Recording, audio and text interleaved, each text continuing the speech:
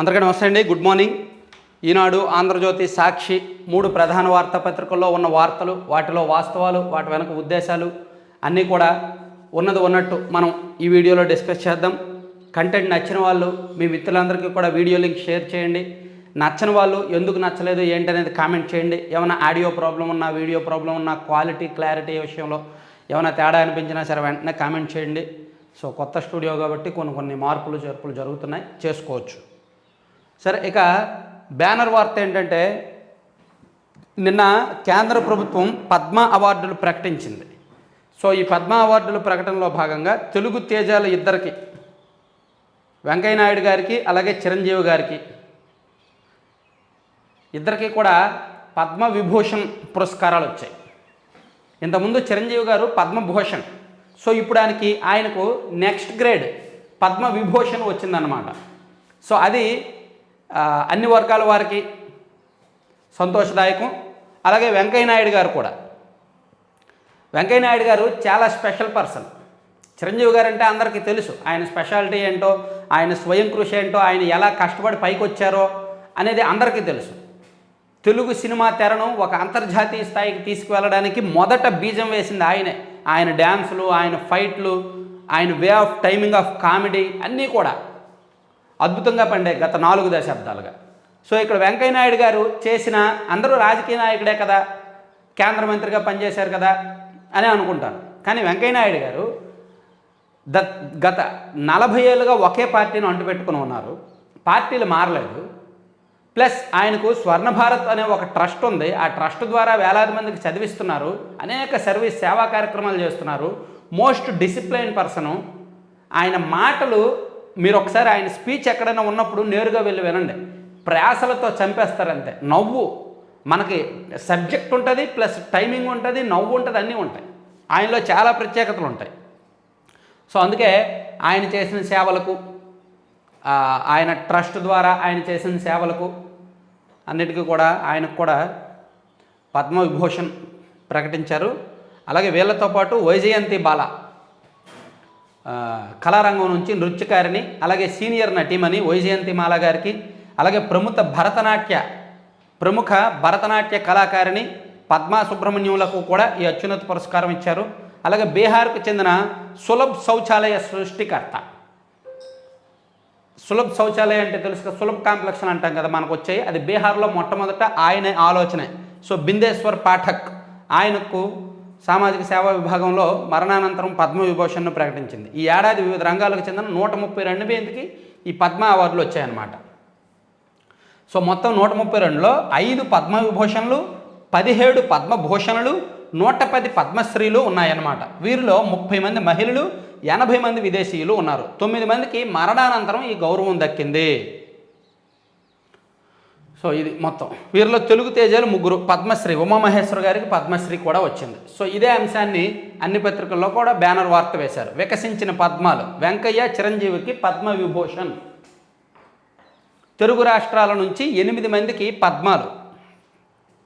వైజయంతిమాల, పద్మ సుబ్రహ్మణ్యం, సులభ్ పాఠక్కు పద్మవిభూషణ్.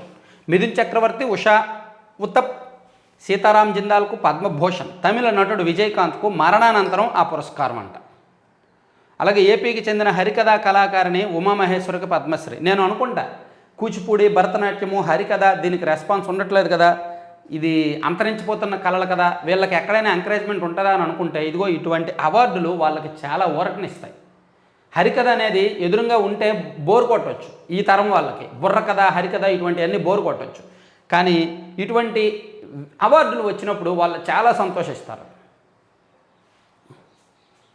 మా అమ్మాయికి ఇప్పుడు, మా పాపకి 9 సంవత్సరాలు. గత 4 సంవత్సరాల నుంచి మా పాప కూచిపూడి డ్యాన్స్ నేర్చుకుంటుంది. వివిధ ప్రాంతాల్లో ప్రదర్శనలు కూడా ఇచ్చింది.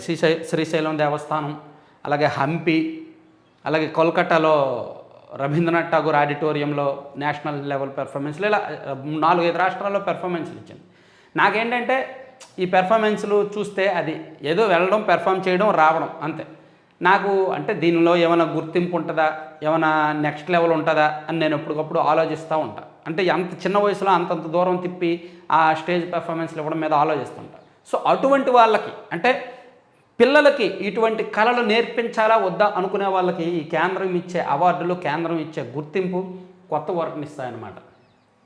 ఇదే అంశాన్ని సాక్షిలో కూడా రాశారు. సాక్షిలో వెంకయ్య నాయుడు చిరంజీవికి పద్మ విభూషణలు, తెలుగు తేజాలను వరించిన రెండో అత్యున్నత పురస్కారం అని చెప్పి రాసుకొచ్చారనమాట. 3 పత్రికల్లో అదే బ్యానర్ వార్త. అదే యాక్చువల్లీ ఈరోజు నేను ఇప్పుడు ఎంత అయిన టైం 6:34 అయింది. 6:20కి వచ్చా స్టూడియోకి, ఈ న్యూస్ వీడియో చేద్దామని 6:20కి వచ్చా. కానీ వచ్చినప్పటికీ పక్కన సాయిబాబా టెంపుల్ ఉంది కదా, కాకడ హారతి జరుగుతోంది. ఆ కాకడ హారతి పూర్తయ్యే వరకు వెయిట్ చేసి ఆ సౌండ్ ఇంకా డిస్టర్బెన్స్ లేదు అని ఫిక్స్ అయిన తర్వాత 6:30కి వీడియో స్టార్ట్ చేశా. అలా మనకి ఈ కొత్త స్టూడియో దగ్గర పక్కనే ఆలయం ఉంది కాబట్టి అప్పుడప్పుడు పాటలు డిస్టర్బెన్స్ ఉండొచ్చు. ఆ పాటలు ఉన్నా సరే నేను వీడియో చేసేస్తాను, మీకేం అభ్యంతరం ఉండదు. కానీ యూట్యూబ్ ఒప్పుకోదు, యూట్యూబ్ కాపీరైట్స్ వేసేస్తుంది. ఆ యూట్యూబ్లో ఉన్న బోర్డ్స్ ఒప్పుకో, ఆ వాయిస్ వేరే వాయిస్ రాకూడదన్నమాట. అందుకే అప్పుడప్పుడు కాస్త లేట్ అవుద్ది. తర్వాత నిన్న షర్మిల గారు చేసిన వాయిస్ ఇచ్చిన కామెంట్స్ ఆల్రెడీ నిన్న మనం వీడియో కాల్లో కూడా చెప్పుకున్నాం. అమ్మ తోడు మా కుటుంబాన్ని చీల్చింది జగనన్నే, అందుకు సాక్ష్యం దేవుడు నా తల్లి విజయమ్మే, నాకు అన్యాయం చేసినా పర్లేదు ప్రజలకు మేలు చేస్తారు అనుకున్నా, ఆంధ్ర రాష్ట్రాన్ని భాజపాకు బానిస చేశారు, సీఎం అయ్యాక ప్రత్యేక హోదా కోసం మాట్లాడలేదు, కాకినాడలో పీసీసీ అధ్యక్షురాలు షర్మిల ధ్వజం. నిన్నగాక మొన్న జగన్మోహన్ రెడ్డి గారు కాంగ్రెస్ పార్టీని విమర్శించారు. కాంగ్రెస్ పార్టీ రాష్ట్రాన్ని విడగొట్టింది, నా కుటుంబాన్ని కూడా విడగొట్టింది అని జగన్మోహన్ రెడ్డి గారు కామెంట్ చేస్తే దానికి కౌంటర్గా షర్మిల గారు కొన్ని బోల్డ్, అంటే మరీ డెప్త్గా వెళ్ళలేదు కానీ జగన్మోహన్ రెడ్డి గారే కారణం కుటుంబం విడిపోవడానికి, ఇలా అవ్వడానికి కారణం ఆయనే, అందుకు సాక్ష్యం నా తల్లి, నా యావత్ కుటుంబం, అలాగే దేవుడు. సో విజయమ్మ గారు మాట్లాడరు. ఎంతైనా కన్న తల్లికి కొడుకులు కూతుర్లు ఎటువంటి వాళ్ళైనా సరే వాళ్ళిద్దరూ కూడా 2 కళ్ళు. సో ఖచ్చితంగా ఒకరి గురించి చెడుగా, ఒకరి గురించి మంచిగా ఏ తల్లి కూడా మాట్లాడలేదు. రేపొద్దున విజయమ్మ గారు కూడా పొరపాటున వచ్చి షర్మిల గారి తరపున, కాంగ్రెస్ పార్టీ తరపున ప్రచారం చేయాలన్నా సరే ఆమె 1-2 సార్లు ఆలోచిస్తారు. ఎందుకంటే తన కుమారుడికి వ్యతిరేకంగా ప్రచారం చేయడం ఏ తల్లి కూడా అంగీకరించదు. గత ఎన్నికలకు ముందు విజయమ్మ ప్రచారానికి వచ్చారు, కానీ బహుశా ఇప్పుడు రాలేకపోవచ్చు. సో ఆమె నిజాలు చెప్పరు ఏం జరిగిందనేది. కుటుంబంలో కూడా ఎవరు మాట్లాడరు. మాట్లాడితే సునీత గారు మాట్లాడతారు. ఆమె ఆల్రెడీ మాట్లాడారు చాలా అంశాలు. కాంగ్రెస్ పార్టీ ఆంధ్రప్రదేశ్ను నా కుటుంబాన్ని చీల్చిందని సీఎం జగన్ అన్నారు. నిజానికి రాష్ట్రం ఇలా దయనీయ పరిస్థితుల్లో ఉందంటే కారణం చంద్రబాబు, జగన్.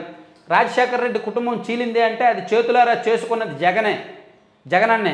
దీనికి సాక్ష్యం దేవుడు, నా తల్లి రాజశేఖర రెడ్డి భార్య విజయమ్మ, యావత్ నా కుటుంబం అని షర్మిల గారు చేసిన కామెంట్స్ని ఇందులో హైలైట్ చేశారనమాట. సో ఇదే అంశాన్ని ఆంధ్రజ్యోతిలో కూడా హైలైట్ చేశారు. ఇదిగో, వ్యక్తిగతంగా నాకు అన్యాయం చేసినా పర్వాలేదు అనుకున్నాను, మంచి సీఎం అయ్యి వైఎస్ పేరు నిలబడితే చాలనుకున్నాను, కానీ రాష్ట్రాన్ని ముంచేశాడు, బీజేపీకి బానిసైపోయాడు, పెద్ద పెద్ద కోటలు కట్టుకొని బయటకే రావడం లేదు, వైఎస్ ప్రజల మనిషి, వారిని దగ్గరకే రానివ్వడం లేదు, ఇద్దరి పాలనకు భూమికి ఆకాశానికి ఉన్నంత తేడా, వారసులమంటే సరిపోదు, పనితీరులో కనిపించాలి షర్మిల. సో షర్మిల గారు చేసిన కామెంట్స్ ఇప్పుడు రాష్ట్ర రాజకీయ వర్గాల్లో కొత్త ఆలోచనలు కలిగిస్తున్నాయి. వైసీపీ ఏముంది, ప్రతిదీ కూడా అబద్ధం, వాళ్ళు చేసిన తప్పులను కవర్ చేసుకోవడానికి ఎవరినో ఒకరిని బలిపశువులను చేస్తారు. ఆ పార్టీ మొదటి నుంచి అలాగే ఉంది, ఫేక్ ప్రచారాలు. నేను నిజంగా వైసీపీని ఎందుకు హేట్ చేస్తున్నానంటే ఒకే ఒక్క కారణం అండి. నాకు జగన్ ఏ పార్టీ అయినా ఒకటే, కానీ వైసీపీని నేను ఎందుకు వ్యతిరేకిస్తున్నానో చాలా సందర్భాల్లో చెప్పాను, ఇప్పుడు కూడా చెప్తున్నా. ఆ పార్టీ కేవలం ఫేక్ ప్రచారాలను మాత్రమే నమ్ముకుంటుంది, కేవలం ఫేక్ పాలిటిక్స్ని నమ్ముకుంటుంది. ట్రాన్స్పరెన్సీ లేదు, అకౌంటబిలిటీ లేదు. వాళ్ళు నిజంగా ట్రాన్స్పరెన్సీ, అకౌంటబిలిటీ ఉంటే ఎన్నికలకు ముందు ఎన్ని డ్రామాలు జరిగాయి. పింక్ డైమండ్ అనే ఫేక్ ప్రచారం ఎందుకు చేశారు? నిజంగా పింక్ డైమండ్ ఉందా? ఉంటే టీటీడీ చైర్మన్గా ఉన్న వైవి సుబ్బారెడ్డి గారు దాన్ని ఎందుకు బయటపెట్టలేదు? భూమన్ కరుణాకర్ రెడ్డి గారు దాన్ని ఎందుకు బయటపెట్టట్లా? ఫేక్ ప్రచారమే కదా. అలాగే ఒకేసారి 37 మంది కమ్మలకు డిఎస్పీలుగా ప్రమోషన్ ఇచ్చారు అనేది ఫేక్ ప్రచారమే కదా.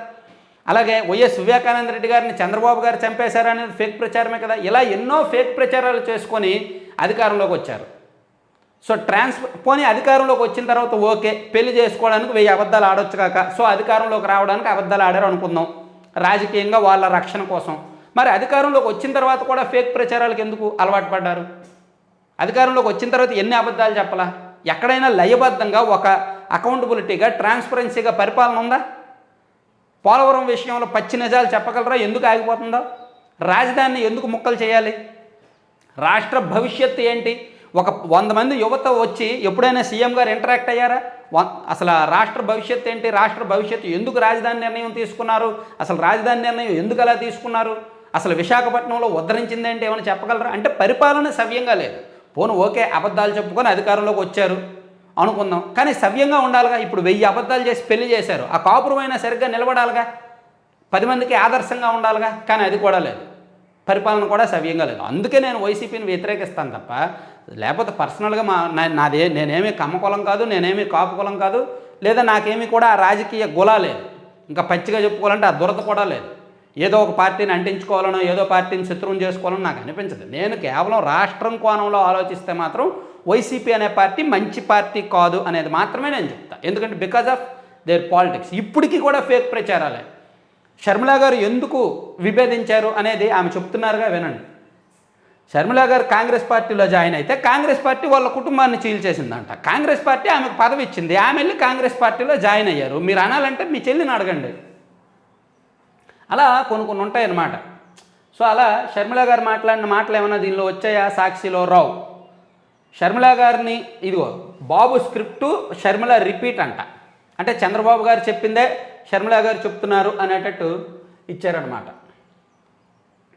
ఇక వేరే వార్తలకు వెళ్తే, జగన్ను గద్దె దింపుదాం, అమరావతిని నిలుపుకుందాం, భావి పోరాటాలకు రాజధాని ఉద్యమం దిక్సూచి, రాజకీయ పార్టీలు ప్రజా సంఘాల సంఘీభావం మందడం, వెలగపూడిలో 1500వ రోజు కార్యక్రమాలు. నిన్నటితో రాజధాని ఉద్యమం, అమరావతి పరిరక్షణ ఉద్యమం 1500 రోజులకు చేరుకుంది. ఆ ఉద్యమం దేశ చరిత్రలో నిలిచిపోయే ఉద్యమం. రైతులు, మహిళలు, కుటుంబాలతో సహా ఉద్యమాలు చేస్తున్నారంటే, ఇలా ర్యాలీలు, ధర్నాలు, నిరసనలు, నినాదాలు, ఉద్యమం ఇంత స్థాయిలో పోరాటం చేస్తున్నారంటే వాళ్ళు భూములు ఇచ్చారు, వాళ్ళ స్వార్థం దానిలో ఉంటుంది అనే వైసీపీ చెప్తారు తప్ప, వాళ్ళు ఎందుకు భూములు ఇచ్చారు? ఆ భూములు డెవలప్ అవుతాయి, అక్కడ కంపెనీలు వస్తాయి, పరిశ్రమలు వస్తాయి, రాజధానిలో అంతర్భాగం అవుతాయి అనే భూములు ఇచ్చారు. మీరు భూములు ఇస్తే మీరు అలాగే ఊరుకుంటారా వైసీపీ వాళ్ళు? సో ఇది 100% వీళ్ళకి అన్యాయం జరుగుతోంది, ప్రభుత్వం చేస్తోంది. సో అందుకని అమరావతి ఉద్యమం నిన్నటితో 1500 రోజులకు చేరుకుంది. సో అదొకటి ఇంపార్టెంట్ వార్త. తర్వాత అవినీతికి నిలువెత్తు సాక్షి లేపాక్షి, ₹1,00,000 మూలధన నాలెడ్జ్ హబ్కు 8,844 ఎకరాల సంతర్పణ. ఇందుకు వారు చెల్లించింది 119 కోట్లే. ఏపీఐఐసికి 1,207 కోట్ల నష్టం జరిగిందని తేల్చిన సిబిఐ భూములను తనఖా పెట్టి రుణాలు, ఆశయం మరిచి అమ్మకాలు, ప్రతిగా జగన్ సంస్థల్లోకి 70 కోట్ల మళ్లింపు. సో జగన్మోహన్ రెడ్డి గారు గతంలో చేసిన స్కామ్స్ ఇప్పుడు కాదు, ఇవి ఈ లేపాక్షి స్కామ్ కానీ, ర్యామ్కి కానీ, వ్యాన్పిక్ ల్యాండ్స్ కానీ, సాక్షి జగతి కానీ ఇప్పుడు జరిగిన స్కామ్స్ ఏమి కాదు, ఈనాడులో రాస్తున్నారు. గతంలో రాజశేఖర రెడ్డి గారు ముఖ్యమంత్రిగా ఉన్నప్పుడు జగన్మోహన్ రెడ్డి గారు చేసినవి అని చెప్పి ఈనాడులో అవన్నీ గుర్తు చేస్తున్నారనమాట. 1 by 1 గుర్తు చేస్తున్నారు. ఇదిగో గతంలో ఇలా చేశాడు ఆయన, మీరు ఎవరూ మర్చిపోవద్దు అని. అలాగే కొత్తగా ఉద్యోగాల భర్తీ వద్దు, నూతన పథకాలు, పనులు కూడా ఎలాంటి ప్రతిపాదనలు ఏమీ పంపొద్దు, అలాంటి అన్ని ప్రభుత్వ శాఖలకు ఆర్థిక శాఖ ఆదేశాలు. బడ్జెట్ నేపథ్యంలో నిర్ణయాలు. ఫిబ్రవరి 10లోగా ఓట్ ఆన్ అకౌంట్ బడ్జెట్. అంటే vote on account budget elections ఉన్నాయి కాబట్టి ఈ సంవత్సరం ఓట్ ఆన్ అకౌంట్ బడ్జెట్, రూపాయి బడ్జెట్ ఒకటి ప్రవేశపెడతారు. ఎక్కడ కూడా కేటాయింపులు అనేవి ఏమీ ఉండవు. జస్ట్ వాళ్ళు చేయాల్సిన పనులు చెప్తారు తప్ప అందులో నిధులు అవి ఏమి ఉండవు. కొత్త పథకాలు ప్రారంభము, కొత్త కార్యక్రమాలు ఏమి ఉండవు. ఇక ఇది సంగతి. కార్టూన్ చూడొచ్చు.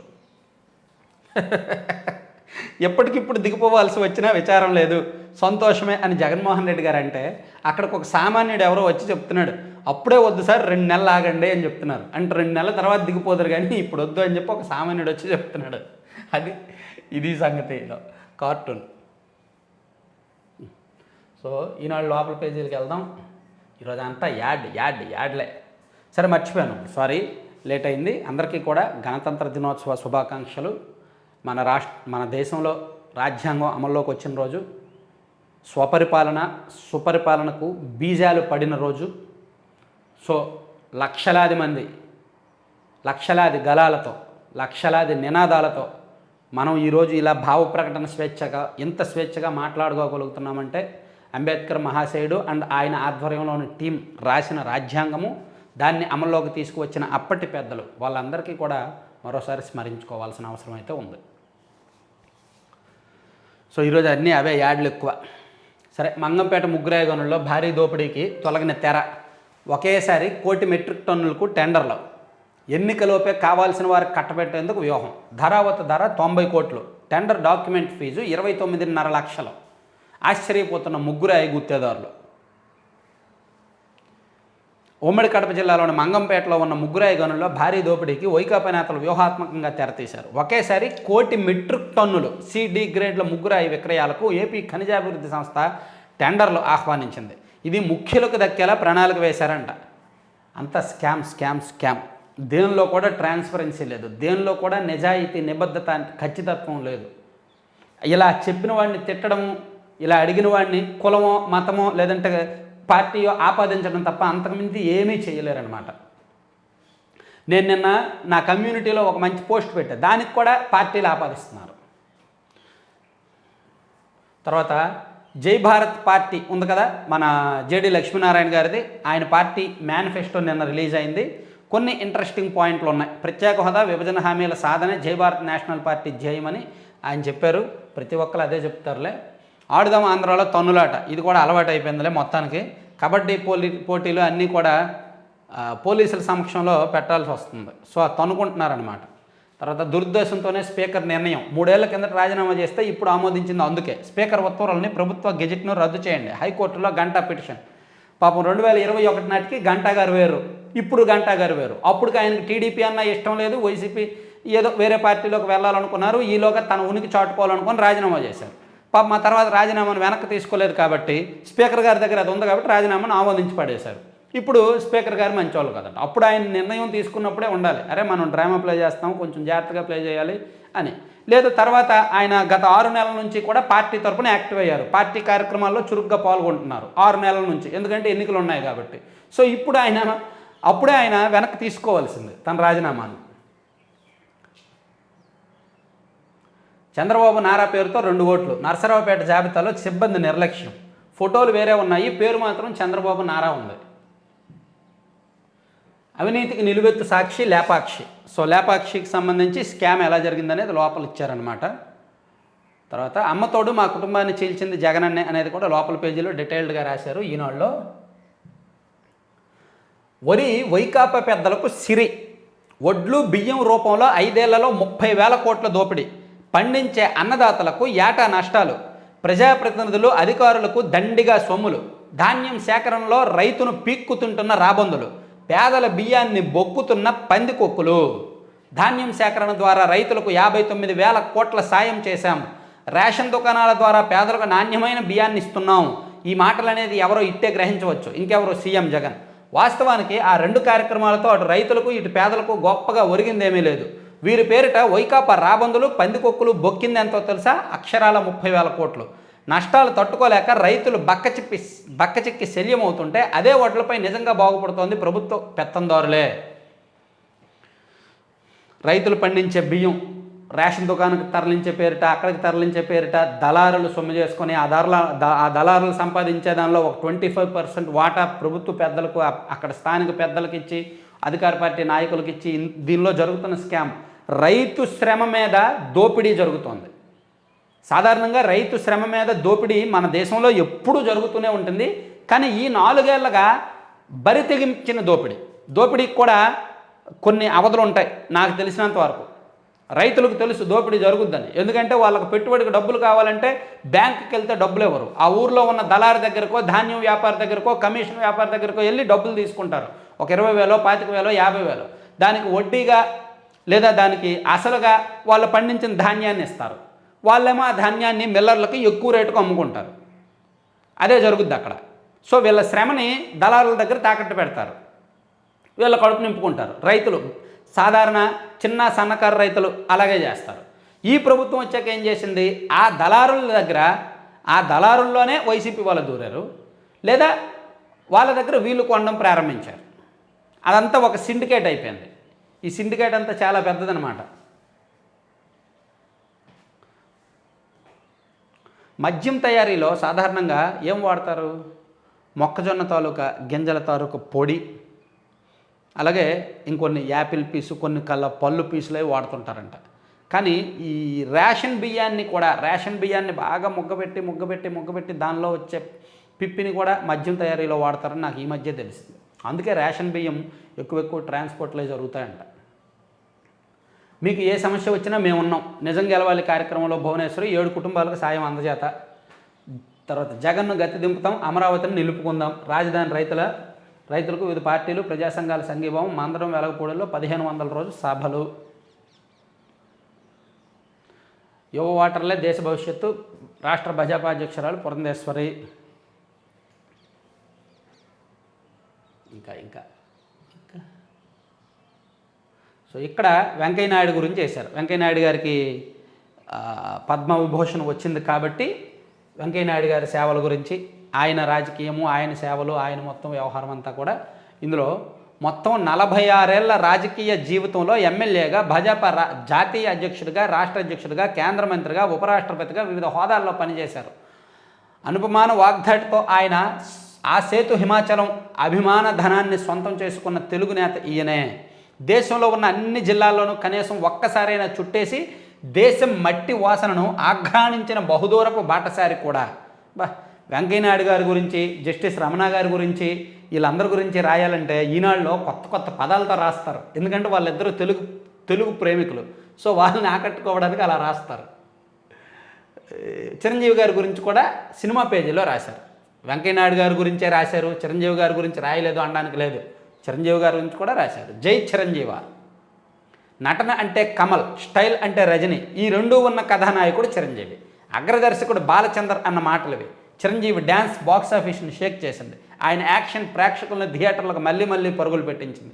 విలక్షణమైన నటన ఎన్నో పాత్రలకి, కథలకి జీవం పోసింది. ఆయన స్టైల్, ఆయన మేనరిజం, మాస్ అనే మాటకు సరికొత్త నిర్వచనం చెప్పింది. ఈ లక్షణాలన్నీ ఆయన్ను అగ్రపీఠంపై కూర్చోబెట్టాయి. చిత్రసీమకి హీరోలు కాదు, స్టార్లు, సూపర్ స్టార్లు అంతకంటే కొత్త కాదు అని అప్పటిదాకా వాళ్ళెవరూ పని చేయనిదో చిరంజీవి చేసి చూపించారన్నమాట. అలా చిరంజీవి గారి గురించి రాశారు. అలాగే కెప్టెన్ విజయకాంత్ గురించి, వీళ్ళందరి గురించి రాసుకొచ్చారు. పద్మ అవార్డులు వచ్చిన వాళ్ళందరి గురించి దీనిలో రాశారు. సో ఇవి ఈనాడులో ఉన్న అంశాలు. సో సాక్షికి వెళ్దాం. సాక్షి చదవమని చాలామంది గుండెలు లప్టప్ అని కొట్టుకుంటున్నాయంట. సో ఇక్కడ సాక్షిని చూసుకుంటే 3,67,305 మందికి పునర్జన్మ అంటండి. ఆరోగ్యశ్రీతో గుండెకు భరోసా. పేదల ప్రాణానికి రాష్ట్ర ప్రభుత్వం పెద్ద దన్ను. వివిధ కారణాలతో పెరుగుతున్న గుండెపోట్లు, పేద మధ్యతరగతి వారికి వైఎస్ఆర్ ఆరోగ్యశ్రీ కింద ఉచిత వైద్య చికిత్స. ప్రతి గుండె చికిత్సల కోసమే 2,229 కోట్లు కేటాయింపు. కేవలం గుండె చికిత్సల కోసమే 2,209 కోట్లు కేటాయించారంట. ఏ ఒక్కరూ కుటుంబానికి దూరం కాకూడదని వైఎస్ జగన్ తాపత్రయం. ప్రొసీజర్లు 1,059 నుంచి 3,257 పెంపు. ఇంకా చరిత్ర అంతా రాసుకొస్తారు. కానీ ఆరోగ్యశ్రీని అంతేమి బాగాలేదు. ఆరోగ్యశ్రీలో జరగాల్సినవన్నీ జరుగుతూనే ఉన్నాయి. సో ఆరోగ్యశ్రీలో జరగాల్సినవన్నీ జరుగుతూనే ఉన్నాయన్నమాట. సో దీన్ని మనం అంటే ఆరోగ్యశ్రీ విషయంలో జరుగుతున్న లోపాలు, అందులో జరుగుతున్న అంతర్గత అవినీతిని మనం చాలాసార్లు చెప్పాము. ఆరోగ్యశ్రీ ఖచ్చితంగా మంచి పథకమే. పేదలకు ఉచిత వైద్యం ఇవ్వడం అంటే మామూలు విషయం కాదు. కాకపోతే దాన్ని ప్రచారార్భాటానికి, అతిశయోక్తులకి వాడుకోవడమే ఇక్కడ కర్మ. ఆరోగ్యశ్రీ ఎప్పటి నుంచో ఉంది. తర్వాత మారుమూలన హల్చల్. గిరిజన ప్రాంతాలకు సమర్థవంతమైన టెలికాం సేవలు. 400 సెల్ టవర్ల ప్రారంభ కార్యక్రమంలో సీఎం వైఎస్ జగన్. అల్లూరు సీతారామరాజు, పార్వతీపురం, మన్యం, ప్రకాశం, ఏలూరు, శ్రీకాకుళం, కాకినాడలో కనెక్టివిటీ. వీటి ఏర్పాటుతో 944 ఆవాసాల్లో 2.42 లక్షల మందికి ప్రయోజనం అంట. ఓకే, ఏదో రాశారు. అన్ని ఊర్లకి సెల్ ఫోన్లు టవర్లు వచ్చాయంట. బాబు స్క్రిప్టు, షర్మిల రిపీటు. 70,000 కోట్లతో విలువైన పోర్టును 600 కోట్లకు అమ్మేశారంటూ అబద్ధాలు. గంగవరం పోర్టులో 89.6% వాటా డివిఎస్ రాజు కుటుంబానికి. 6,200 కోట్ల వాల్యుయేషన్తో ఈ వాటాను కొన్న అదానీ గ్రూపు. కరెక్టే. దీనిలో ఉన్న ప్రభుత్వ వాటా ఎందుకు ఉపసంహరించుకున్నారు అనేది ఇక్కడ పాయింట్. అది రాయాల. గంగవరం పోర్టులో ప్రభుత్వ వాటా ఉంది. ఆ వాటాను ఉపసంహరించుకొని వాళ్ళకి ఇచ్చేశారు, అదానికి ఇచ్చేశారు. అది కదా షర్మిల గారు మాట్లాడింది. గంగవరం పోర్టులో ప్రభుత్వ వాటా ఎందుకు విత్డ్రా చేసుకున్నారని అడిగారు ఆమె. అది మనం చెప్పలా. తర్వాత బాబు మాటలే బట్టి పట్టి చెబుతున్న షర్మిల, రాష్ట్రంలో జరుగుతున్న అభివృద్ధి సంక్షేమం రాజకీయాలపై షర్మిలకు అవగాహన లేదు, తెలంగాణలో ఉన్నాననుకుని మాట్లాడుతుందేమో, ఆమెకు ఏం అన్యాయం జరిగిందో స్పష్టంగా చెప్పాలి, పదవుల కోసమే అప్పట్లో జగన్ కోసం షర్మిల నిలబడ్డారా? ఆ సమయంలో పార్టీ శ్రేణులు ఎంతో కష్టపడ్డారు, ఎవరి బాధ్యతలు వారు నిర్వర్తించారు. షర్మిల గారు చాలా కష్టపడ్డారు. ఒక మహిళగా ఉంటూ 3200 కిలోమీటర్లకు పైగా పాదయాత్ర చేయడం మామూలు విషయం కాదు. ఆమెకు తెలుసు పార్టీ అధికారంలోకి వస్తే తనకు సీఎం కుర్చీ రాదు, అన్నకే వస్తుందని ఆమెకు తెలుసు. అయినా సరే ఆమె పాదయాత్ర చేశారు. ఆ షర్మిల గారిని తక్కువ చేయకూడదు. ఒకప్పుడు ఇదే పేపర్లో షర్మిల గారి స్పీచ్ని ఇంత బ్యానర్లో రాశారు. మరి ఇప్పుడు ఇదే పేపర్లో ఇలా ఎలా రాయగలుగుతున్నారు? చాలా తప్పు. రామమందిరం వారసత్వ ప్రతీక, దేశ నాగరికత వారసత్వాన్ని పునరుద్ధరింపజేసుకున్న అద్భుత ఘడియగా అయోధ్య నిలిచిపోతుందని రాష్ట్రపతి ద్రౌపది ముర్ము అన్నారు. కూటమికి నితీష్ గుడ్ బై. ఇండియా కూటమి నుంచి ఒక్కొక్కరు వెళ్ళిపోతున్నారు. ఫస్ట్ ఏమో మమతా బెనర్జీ గారు, ఆ తర్వాత కేజ్రీవాల్ గారు, ఇప్పుడేమో నితీష్ కుమార్ గారు.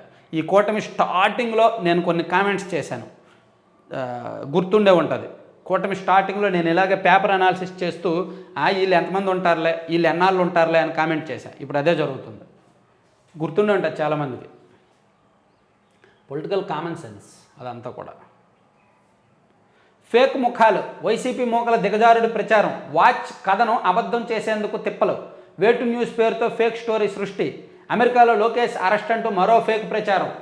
నిజమేనండి, ఈ మధ్య వైసీపీ వాళ్ళు ఫేక్ ప్రచారాలు నిజంగా ఎక్కువైపోయినాయి. నేను అదే అంటున్నా, వాళ్ళు ఫేక్ ప్రచారాలను నమ్ముకుంటున్నాను. టీడీపీ జనసేన మధ్య సీట్ల పంపకం పూర్తయిపోయిందని వాళ్ళే ఇచ్చేయడం. అలాగే నిన్న లోకేష్ గారినేమో అమెరికాలో అరెస్ట్ చేశారంట. అది ఎక్కడ పుట్టించారు? లోకేష్ గారు ఆయన కార్యాలయంలో అమరావతిలో ఉండవల్లిలో ఉన్నారు. నిన్న విజయనగరం జిల్లా నాయకులు బేబీ నైనా గారు ఇంకొంతమంది బ్యాచ్ వెళ్ళి ఆయన్ని కలిశారు, లోకేష్ గారిని కలిశారు. ఆ ఫోటోలు కూడా బయటకు పెట్టారు. అయినా సరే లోకేష్ గారు అమెరికా వెళ్ళారు, లోకేష్ గారిని అమెరికాలో అరెస్ట్ చేశారు, మనీ లాండరింగ్ కేసులో అరెస్ట్ చేశారని అంటున్నారు. లోకేష్ గారు అమెరికా వెళ్ళాల, ఆయన ఉండవల్లిలోనే ఉన్నారు. నిన్నే బేబీ నైనా గారిని కలిశారు. ఫేస్బుక్లో బేబీ నైనా గారి ఫోటోలు చూద్దాం. నేను ఎక్కడో వేరే పత్రికలో ఒక దగ్గర చూసా. బేబీ నైనా గారిది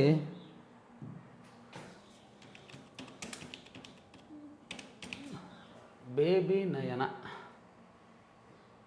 విజయనగరం.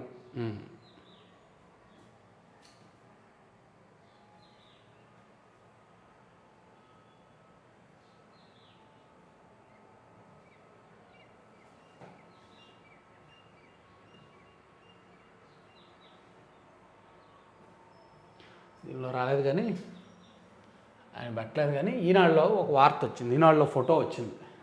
లోకేష్ గారిని బేబీ నైనా గారు అండ్ బ్యాచ్ కలిసినట్టు. అది చూపిద్దాం.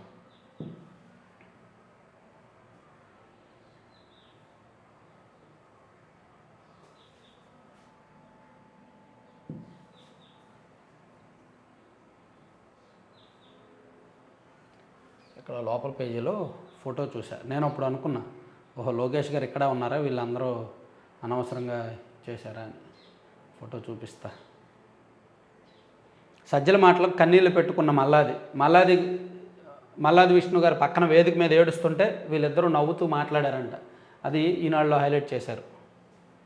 మల్లాది విష్ణు గారు పక్కన ఏడుస్తున్నారు, కానీ వీళ్ళేమో దాన్ని ఎంజాయ్ చేస్తూ పక్కన నవ్వుతున్నారు. సజ్జల గారును వెల్లంపల్లి శ్రీనివాస్ గారు. అది మరీ దారుణం. పాపం సహచర నాయకుడు ఏడుస్తుంటే, బాధపడుతుంటే వాదార్చకుండా అలా నవ్వడం ఏంటో.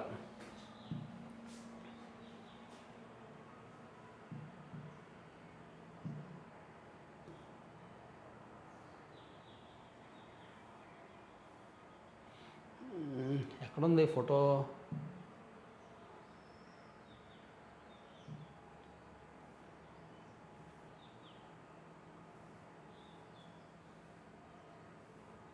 ఏ పేజీలో ఉంది? నేను ఏ పేజీలో చూశానండి.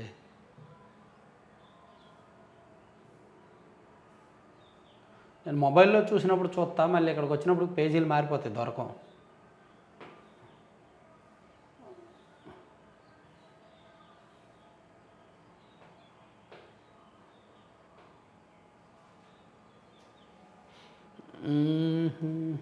లోకేష్ గారు మాట్లాడిన అంశాలు వచ్చాయి. ఇది అంటే మళ్ళీ నేను ఇప్పుడు ఇది ఏ పేజీలో ఉందనేది వెతకాలి. వెతకాలి. ఇదంతా జిల్లాది, ఇదే ఇక్కడే ఉంటుంది, ఈ మూలనే అక్కడ ఉంటుంది. చెప్తా, ఇలా మొబైల్లో ఉంటుంది, చూపిస్తా. మొబైల్లో చూస్తే నాకు అర్థమవుద్ది. ఆంధ్రజ్యోతి చూద్దాం. ఆంధ్రజ్యోతి చూస్తే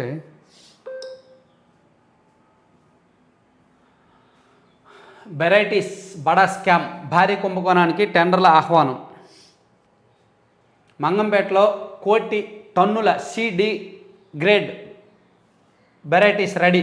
మార్కెట్లో కనీస ధర టన్నుకు 1650 రూపాయలు. కానీ రిజర్వ్ ప్రైస్ 1200 పెట్టిన బంగారు కొండ.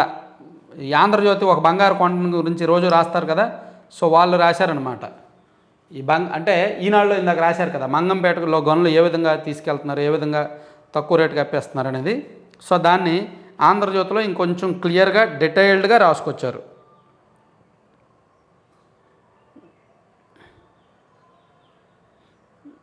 ఆంధ్రజ్యోతిలో ఇంకా డీటెయిల్డ్గా రాసుకొచ్చారనమాట. వెంకయ్యనాయుడు గారి పేజీలో ఉందండి, లోకేష్ని కలిసిన భరత్ రెడ్డి. వెంకయ్యనాయుడు గారి వార్త వచ్చిన పేజీలోనే ఉందన్నమాట. ఇదిగోండి, లోకేష్ను కలిసిన భరత్ రెడ్డి. గుంటూరు నగరానికి చెందిన స్విమ్స్ విద్యా సంస్థల డైరెక్టర్, వైకాపాకు చెందిన భీమనాథం భరత్ రెడ్డి గురువారం తెదేపా ప్రధాన కార్యదర్శి నారా లోకేష్ను కలిశారు. లోకేష్ గారు అమెరికాలో అరెస్ట్ అయితే గురువారం వీళ్ళెళ్ళి ఎలా కలుస్తారు?